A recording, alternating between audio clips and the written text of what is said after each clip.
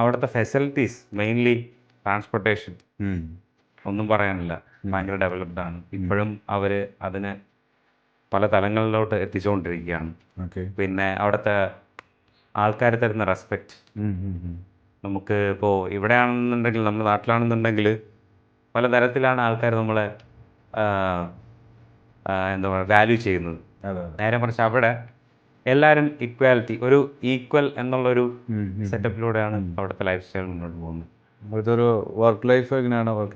Work life അടിപൊളിയാണ്. ഞാൻ enjoy ചെയ്യുന്നുണ്ട്. പല പല മേഖലകളിലും ഞാൻ ഇപ്പോൾ കറൻ്റ്ലി വർക്ക് ചെയ്തിട്ടുണ്ട്. എല്ലായിടത്തും നമ്മൾ ചെയ്യുന്ന വർക്കിന് അവിടെ നിന്നൊരു ഔട്ട്പുട്ട് കിട്ടുന്നുണ്ട്. So I am happy. ഞാൻ ആദ്യം പോയിരുന്ന സമയത്ത് സിംഗിളായിരുന്നു. അപ്പോൾ ഒരുപാട് ഫ്രീഡവും അവിടുത്തെ കാര്യങ്ങൾ ഒരുപാട് എക്സ്പ്ലോർ ചെയ്യാനും പറ്റിയിട്ടുണ്ട്. പക്ഷേ ഇപ്പോൾ ഫാമിലിയാണ്. നേരെ കുറച്ച് നാട്ടിലത്തെ പോലെ നമുക്ക് സപ്പോർട്ട് ചെയ്യാനായിട്ടുള്ള പരിമിതികളുണ്ട്.